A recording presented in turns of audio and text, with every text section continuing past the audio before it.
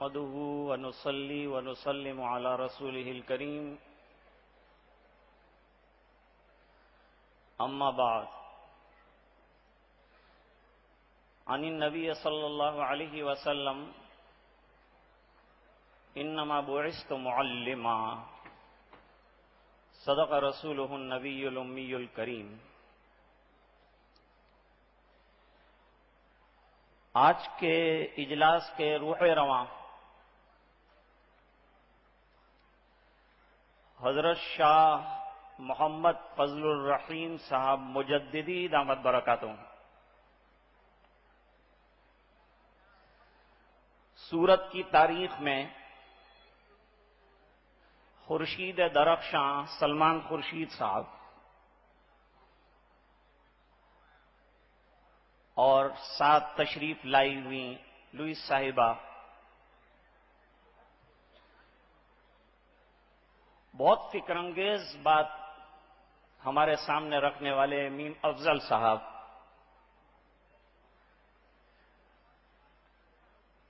اور ارشاد مرزا صاحب حضرت کی محنتوں کے لیے ایک شعر سے، چونکہ کچھ شعر زیادہ رہے ہیں، ایک شعر عرض کر دوں۔ یقین محکم عمل پہ ہم محبت فاتح عالم، یقین محکم عمل پہ ہم محبت فاتح عالم، جہاد زندگی میں ہے یہ مردوں کی شمشیریں۔ چونکہ سلمان صاحب نے جہاد کی حقیقت حضرت کی شکل میں پیش کی ہے اور فرمایا کہ یہ جو غلط تعبیرات ہے اس کے بجائے جہاد کی سچی حقیقت دیکھنا ہو تو حضرت کی جد و جہد کو دیکھیے۔ جتنا کہنا چاہیے اس موقع پر الحمدللہ سب کہا گیا ہے۔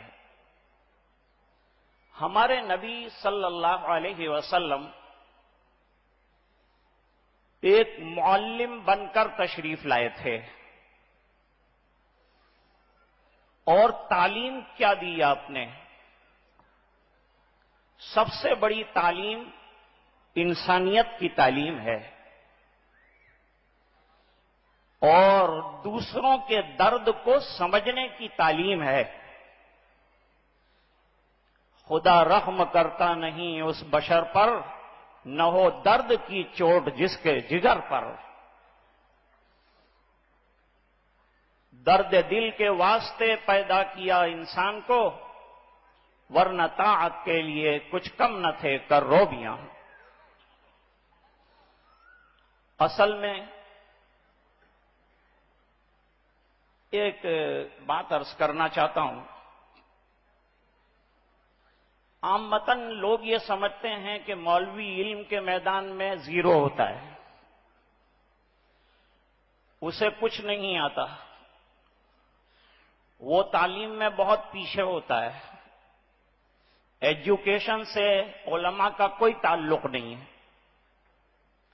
لیکن حضرت مولانا نے لیپ ٹاپ کے ذریعے ہمارے سامنے 1.25 گھنٹے کی تقریر میں ایک عالم علم کے میدان میں قدم رکھے تو اچھے اچھے پڑھے لکھوں کو کتنا پیچھے چھوڑ سکتا ہے، اس کی حقیقت کو کھول کے رکھا ہے۔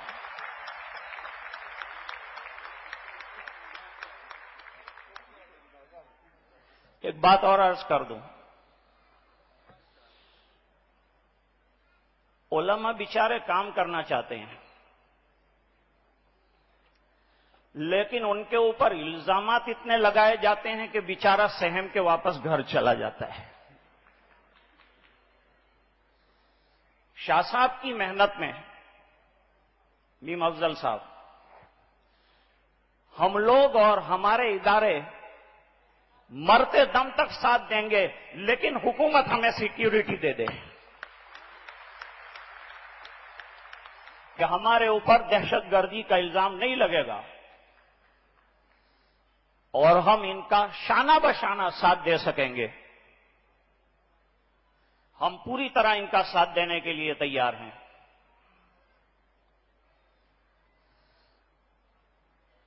ایک بات اور سلمان صاحب، آپ ایک اونچے عہدے پر تشریف رکھتے ہیں، ہم لوگ بہت چھوٹے لوگ ہیں، لیکن چونکہ ایک حقیقت ہے میں عرض کر دینا چاہتا ہوں، اور اتنا بڑا مجمع ہے جس میں میرے غیر مسلم بھائی بھی ہیں، میڈیا بھی ہے، اور لوگ بھی یہاں مدعو ہیں. میں یہ بات بتانا چاہتا ہوں کہ مسلمان دہشت گرد ہوتا نہیں، اسلام دہشت گردی سکھاتا نہیں.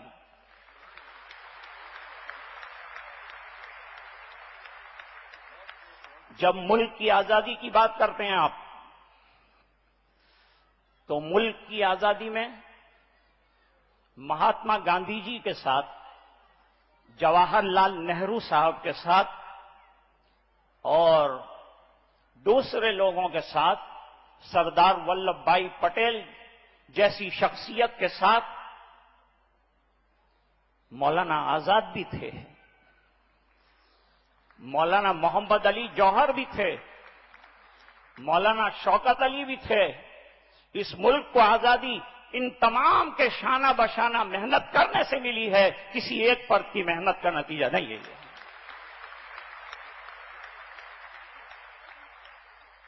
ایک بات اور بتانا چاہتا ہوں،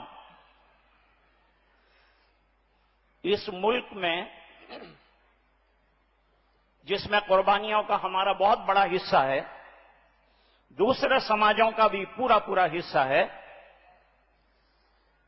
چہرے میں دو آنکھیں ہوتی ہے، اور ایک آنکھ ٹوٹ جائے یا پھوٹ جائے تو دوسری آنکھ اگر سلامت بھی ہو، چہرہ حسین نظر نہیں آتا. یہ سب سماج جو ملک میں ہیں وہ تمام کے تمام ایک آنکھ ہیں، تو ایک آنکھ مسلمان بھی ہیں. اس کو سلامت رہنے دیجئے کہ یہ ملک سلامت رہے. ایک بات اور عرض کرتا جاؤں جو حضرت نے فرمائی ہے، اور یہ ان کی محنتوں کا لب لباب اور خلاصہ ہے، وہ یہ ہے کہ ملک اگر ترقی کرنا چاہتا ہے تو ملک کی ایک بہت بڑی طاقت ہم لوگ بھی ہیں. جب ہم ترقی کریں گے تو ملک ترقی کرے گا. اگر ہمیں کنارے لگا دیا گیا، ملک خطرے میں ہے. سلمان خورشید صاحب نے تقریر کی تھی، ایک جگہ کی تقریر میرے پاس رپورٹ ہو کر آئی ہے حضرت شاہ صاحب. آپ کو یہ بات بتانا چاہوں گا،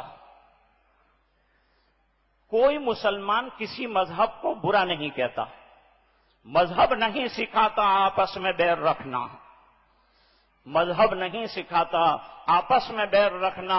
ہندی ہے ہم وطن ہے ہندوستاں ہمارا.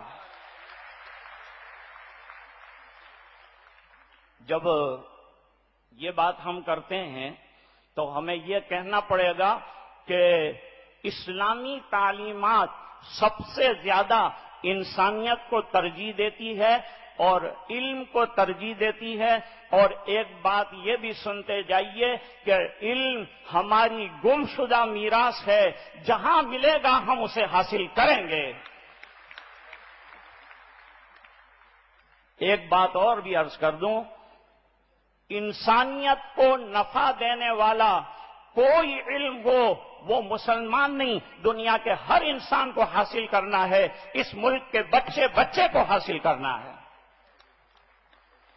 تاکہ یہ دیش ترقی کرے، انسانیت اپنے عروج کو پہنچے. اگر تعلیم کی کوئی اہمیت نہیں تھی تو ہندوستان کے پہلے وزیر تعلیم جنہوں نے تعلیم کا کانسٹیٹیوشن تیار کر کے رکھا وہ مولانا ابوالکلام آزاد نہ ہوتے، کوئی اور ہوتا. رفیع احمد قدوائی صاحب نے کیا کیا ہمارے سامنے ہے. آج سلمان خورشید صاحب نے اپنی تعلیم کے ذریعے سے ہمارا نام روشن کیا. ہندوستان کے پہلے مسلم وزیر خارجہ ہیں اور انہوں نے یہ بات ثابت کر کے دکھائی ہے کہ اگر ہم تعلیم میں آگے بڑھتے ہیں، ہم میں کمال ہوتا ہے تو ہمیں بھیک نہیں مانگنی پڑے گی، لوگ ہمیں بلا کے بٹھائیں گے.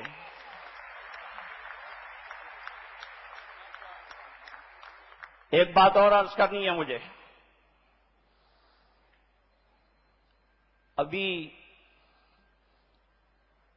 لوئس خورشید صاحبہ نے ایک بات کہی تھی، بہت اچھی باتیں کہیں کہ لڑکیوں کی تعلیم اہم ہے. ایم افضل صاحب نے بھی فرمایا تھا لڑکیوں کی تعلیم اہم ہے. ایک جملہ سنیں جو ہمارے عالم کا جملہ ہے. وہ یوں فرماتے ہیں کہ مرد نے پڑھا تو ایک فرد نے پڑھا، مرد نے پڑھا تو ایک فرد نے پڑھا، لڑکی نے پڑھا پورے خاندان نے پڑھا. اس سے ہمارے یہاں عورت کا مرتبہ کیا ہے، اس کا مقام کیا ہے، یہ معلوم ہوگا. قرآن شریف میں 30 پارے ہیں اور ان 30 پاروں کے سورتیں ہیں اور سورتوں میں الگ الگ نام ہیں.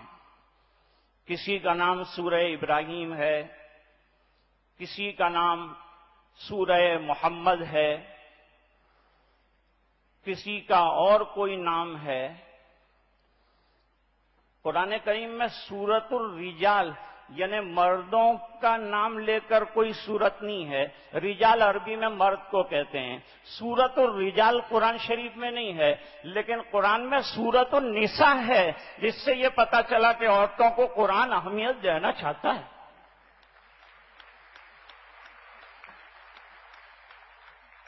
حضرت شاہ صاحب نے ہم کو جگایا ہے.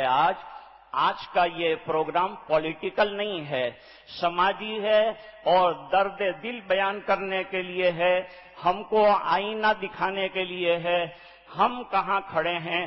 ہمیں یہ بتایا گیا ہے اور یہ کہا گیا ہے کہ ٹھہرے مت رہو، کام کرتے رہو، آگے بڑھتے رہو اور سہاروں کی تلاش میں مت رہو اور مت سوچو کہ کوئی کہے گا، کوئی سہارا دے گا تو ہم چلیں گے.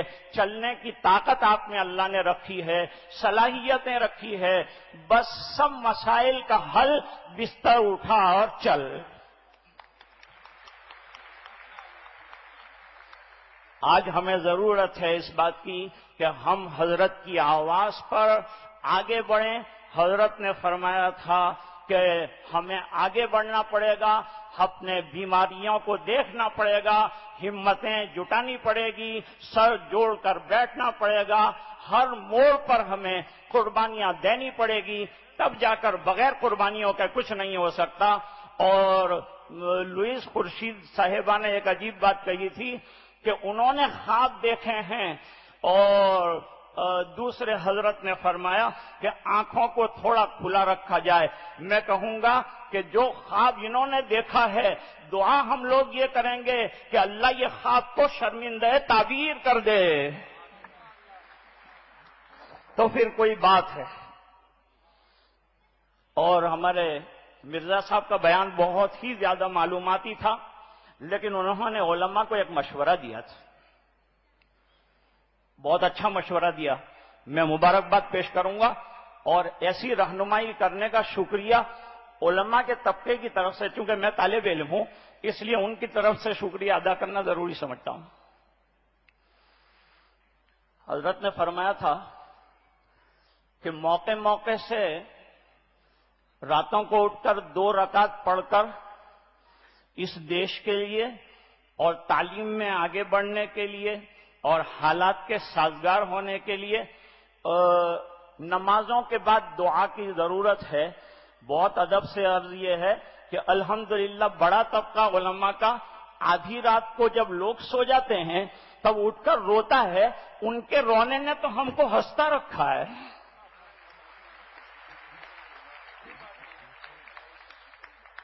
اور دوسری بات مجھے یہ عرض کرنی تھی کہ زیادہ تر یوں سمجھا جاتا ہے کہ کوئی سیاست والوں کی سیاست کامیاب رہی، کوئی اچھے دانشور رہے تو دنیا چل رہی ہے اور ملک چل رہا ہے. اور میں یہ کہتا ہوں کہ رات کو رونے والے روتے ہیں تو اللہ ان کی بیٹری سے یہ ملک اور یہ دنیا کو چلا رہا ہے. کیونکہ گھڑی میں جو ڈائل ہوتا ہے نا وہ نظر آتا ہے اور اس میں کانٹے یا ڈیجیٹل نمبر نظر آتے ہیں، لیکن بیٹری نظر نہیں آتی۔ سطحی نظر رکھنے والے وہ شاید ڈائل کی تعریف کرتے ہوں گے، لیکن جو اندر نظر رکھتے ہیں، جن کی نظر میں گہرائی ہے، وہ سمجھتے ہیں کہ یہ بیٹری کی برکت، یہ اللہ والے، یہ دنیا کی بیٹری ہے، ان کی برکت سے ہم لوگ چل رہے ہیں، ورنہ معلوم نہیں ہم کہاں ہوتے۔ بس میں بہت لمبی بات نہیں کرنا چاہتا۔ آج کے اجلاس کے روح رواں ہمارے شاہ فضل الرحیم صاحب مجددی دامت برکاتہم، آپ یہاں بیٹھے ہیں، معلوم ہے آپ کو مجددی کیوں کہتے ہیں؟ یہ مجددی کی حقیقت ذرا سی بیان کر دوں تاکہ کوئی کبھی شاید آپ کو پوچھ لے، پریس رپورٹر بھی موجود ہیں یہاں اور میڈیا بھی موجود ہے، تو شاید یہ لوگ پوچھ لیں کہ یہ مجددی کی حقیقت کیا ہے۔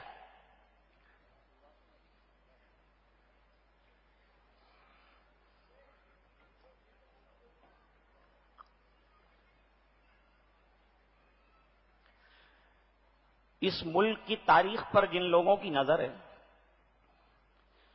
وہ جانتے ہیں کہ جہانگیر کے اور اکبر کے زمانے میں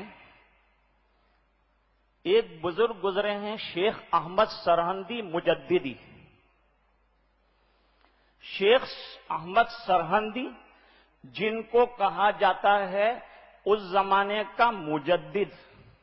مجدد کے بارے میں حضرت نے فرمایا ہر 1000 سال میں کوئی تبدیلی کرنے والا حالات کے اعتبار سے اللہ تعالیٰ بھیجتے ہیں، تو یہ الف ثانی جسے کہا جاتا ہے، دوسرے 1000 سال اس دین کے، اس میں اللہ نے شیخ احمد سرہندی کو بھیجا۔ شیخ احمد سرہندی جو ہیں وہ اکبر کی جو مہم تھی اس کے خلاف کام کر رہے تھے، یہاں تک کہ ان کو پس دیوار زنداں یعنی قید خانے میں جانا پڑا، اور مظلوم ہونے کے باوجود قید خانوں میں جانا نبیوں کی سنت رہی ہے۔ وہ قید خانے میں گئے، اکبر کا دور ختم ہو گیا، انہوں نے قید خانے سے ایک خط لکھنے کی مہم شروع کی۔ سلمان صاحب، خط کے ذریعے سے کسی نے انسانیت کا فلاح کا بہت بڑا اگر کام کیا ہو تو تاریخ میں مجھے شیخ احمد سرہندی کا نام ملتا ہے، جن کے مکتوبات لکھے ہوئے موجود ہیں۔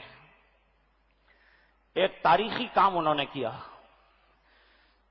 اخیر میں عالم یہ ہوا کہ جب خانقاہ کی شکل بنی قید خانے کے اندر، قید خانے کے جو قیدی تھے وہ تمام تہجد گزار بن گئے۔ اس اللہ والے کے پاس بیٹھنے کی برکت سے اللہ نے ان لوگوں کو ولی بنا دیا۔ وہ لوگ خانقاہ بنا چکے قید خانے کو اللہ اللہ کرنے لگے۔ بات ہوتے ہوتے پہنچ گئی جہانگیر تک، وہ خود آئے قید خانے میں اور حضرت کے ہاتھ پر بیعت ہوئے اور رات کو تہجد کی نماز جہانگیر کے پیچھے ادا کی۔ وہ مجدد الفسانی رحمت اللہ علیہ نے اس زمانے میں وہ تجدیدی کارنامہ انجام دیا تھا۔ آج کی ضرورت ہے تعلیم کی تجدید، اس میں شیخ فضل الرحیم مجددی اپنا تجدیدی کارنامہ انجام دے رہے ہیں۔ آج کی بات اسی پر ختم کرتا ہوں۔ بہت ہی چھوٹا انسان تھا لیکن مجھے موقع دیا گیا اور میں نے ذاکر قریشی صاحب سے عرض کیا تھا کہ میں اس کے لائق نہیں ہوں، اور حضرت نے فوراً جو ہے حکم دیا مجھے کہ تجھے آنا پڑے گا اور ان تمام حضرات سے ملاقات کا موقع ہے، بیٹھنا پڑے گا۔ میں بڑوں کے حکم کو ماننے کے اعتبار سے اور الامر فوق الادب کے اعتبار سے یہاں حاضر رہا۔ مجھے بہت ہی زیادہ نفع ہوا، یہاں بیٹھے ہوئے ہر آدمی کو نفع ہوا۔ حضرت کی باتوں پر عمل کرنے کا اللہ تعالی ہمیں جو جذبہ عطا فرمائے، توفیق عطا فرمائے۔ یہ باتیں باتیں نہ رہے، کامیابی کام سے ہوگی نہ کہ حسن کلام سے ہوگی۔ ایک بار تمام حضرات کو مبارکباد دیتے ہوئے اپنی بات کو ختم کرتا ہوں۔ وآخر دعوانا ان الحمدللہ رب العالمین۔